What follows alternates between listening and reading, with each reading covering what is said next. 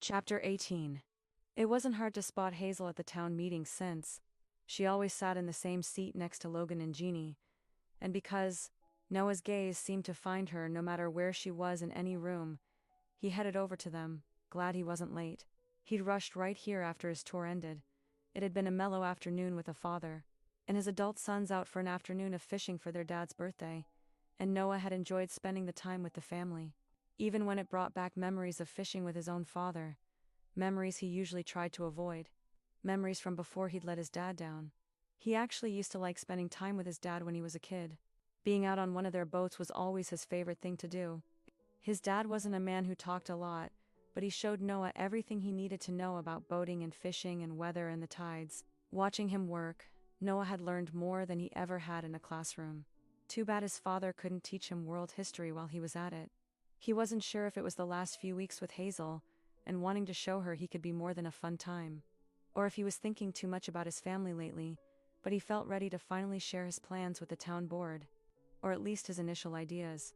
He knew there would be plenty of paperwork to file and townsfolk to convince and licenses to apply for, but he wanted to get the ball rolling. It was a good idea. A solid idea. And maybe it could be the start of something bigger for him here in Dream Harbor. And if that just happened to make Hazel see him in a different light, then that would be a happy side effect. Because if the last week of fooling around with Hazel had taught him anything, it was that this woman wasn't getting out of his system anytime soon. She turned as he approached, and a secret smile crossed her face, reminding him of exactly how much she was embedded in his system. He really freaking liked this girl. "Hey, Noah." "Hey." His gaze was stuck on hers until Logan's voice cut in. "You gonna sit or just stand there and stare at Hazel all day?" Noah grinned at his friend. "Hello to you too, Logan." "Hey, Jeannie." The cafe owner gave him a wave as he slid into the seat next to Hazel. Annie was in the row ahead of them, whispering furiously with Isabel. "What's going on?" he asked, tipping his head toward Hazel. "Newbie." Noah glanced around the old meeting hall, only finding the familiar faces. He lifted a hand in greeting to Tim and Tammy before turning back to Hazel. "She's not here yet, but supposedly she's on her way," Hazel went on. Noah chuckled. "Okay, so what's new with you then? Since you saw me this morning?" she asked, and heat zipped through Noah's veins at the memory of what they'd done in her office before the bookstore opened that morning. Hazel on her desk, her legs spread wide. "I found another clue." "Really?" He'd almost forgotten about them, about how this had all started, about how lucky he'd gotten with those damn clues. "Yep." Hazel was looking at him now, studying him like she was trying to figure out a puzzle. "So, what did it say?" Hazel pushed her glasses further up her nose. "Something about drinking hard cider. I know just the thing." "You do?" Hazel's eyes narrowed like she was suspicious. "Yeah, there's this great new brewery I've been wanting. And Santa, remember, in the old sleigh? We have to convince her to reopen, right, Pete?" Noah almost felt bad for the flustered mayor. "Now hold on," he shouted over the voices of his constituents. "I'm sure we'll figure it out." The loud creaking of the back doors interrupted the room's excitement. Heads turned just in time to see a woman enter the room. A woman who clearly had not expected to be facing half the town's population. She froze in the doorway. She had straight black hair with blunt bangs and holes in her baggy jeans. That's about all Noah managed to notice before the crowd reared up again. "Dear God." Logan groaned beside him, pinching the bridge of his nose. Mindy whistled again. The woman held up a hand in greeting. Hello? Kira, welcome." Mayor Kelly beckoned her toward the podium, and the poor woman had no choice but to make her way through the crowded room. "Thank you so much for coming." Kira glanced around, a shell-shocked look still on her face. I didn't realize it was this type of meeting, have specified." Pete's eyes widened in dismay. "Oh, I probably should." Hazel sighed. "Oh, Dad," she whispered, shaking her head. Noah gave her hand a squeeze and she gave him a grim smile. "He has good intentions." Noah chuckled. "I know. The town has a rich history of discussing town business in a public forum." He smiled, but Kira just scowled back. "And my property is town business? Well, Pete cleared his throat. "We were so delighted when the land was purchased. That tree farm holds a lot of special memories for the town, and I'm going to stop you right there." Kira held up a hand and Noah was impressed with her bravery, but he also worried about how the town would react.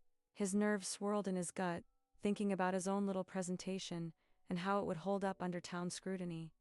The old shacks were technically owned by the town, so if he couldn't get the council on board, the whole idea was a non-starter. "I'm not reopening the tree farm," Kira said, voice firm. "That's not why I bought the land." A hushed disappointment rolled through the room, but no one spoke. "Tid love to discuss it further, privately if you prefer." Pete pushed on.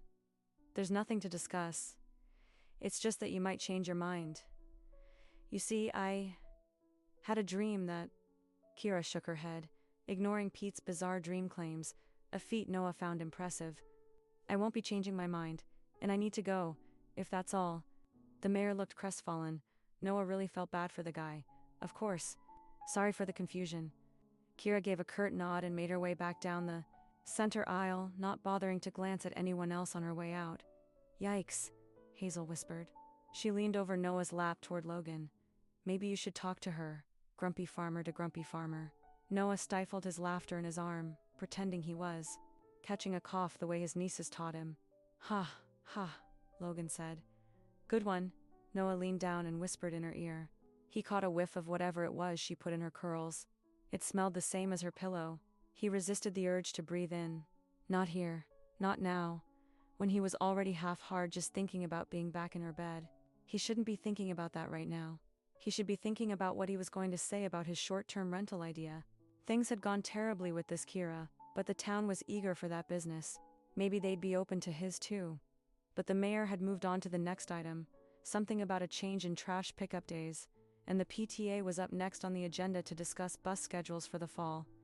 And Hazel was leaning against him in a very distracting way. When had she started tracing the designs on his arm with a single distracting finger? And why, when he glanced down at her, was she looking at him with that look in her eyes? No, he had to focus. This meeting was the perfect opportunity to present his plan. He'd even looked up pricing comps and spoken with a realtor in the area that specialized in vacation properties. He'd done his homework.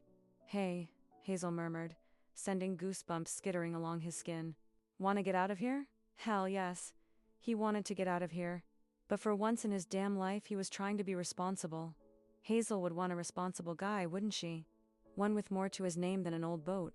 What would the townsfolk say? He whispered, trying to joke his way out of the situation. Who cares? She cared. He knew that. But for some reason, she didn't seem to mind the rumors that were circulating about them. That had to mean something good in his favor, right? "Don't you want to stay for the rest? We might miss something important." Her head rose sharply at that, a furrow between her brows. "You don't want to? I mean, I thought we could ... single quotes God. She looked so sweet when she blushed like that." His foot tapped nervously against the old floorboards. He could just tell her, explain that he needed to stay for the open forum part at the end, so he could bring up his new idea, but he found his throat closing up at the thought. Who was he kidding? If he couldn't even explain his idea to one person, how was he going to present it to a room full of people? Maybe he didn't even want to. Isn't this what he left behind in the first place? He had a good life right now, eh? Fun. One. Filled with beautiful women and few responsibilities. Why mess with that? T just thought we could do something more interesting than listen to town business, she went on quietly. "I know somewhere no one will find us." Her voice was so tempting, her breath warm on his face. This was what Hazel wanted him for. This was all she'd asked for. Not a relationship. She'd been upfront about the whole thing. 2 months of reckless fun. He was the one blowing things out of proportion. He was the one who convinced himself she could want him for more. But Noah knew where his strengths lay. And they sure as hell weren't with business, and certainly not with serious relationships. He could stay here and get laughed out of town by the terrifying residents of Dream Harbor, or he could go make out with this sexy woman. It was an easy decision, really. "Yeah, you're right. Let's get out of here." Hazel's smile grew. An easy decision. You can't always take the easy way out, Noah. It was the last thing his father had said to him before he left home for good. And here he was, still doing it the easy way. Noah shook the old memory from his head and grabbed Hazel's hand. They made their way out of the meeting hall, turning plenty of heads on their way. But the only opinion he cared about in this room was Hazel's. Even if she did only think of him as a good time,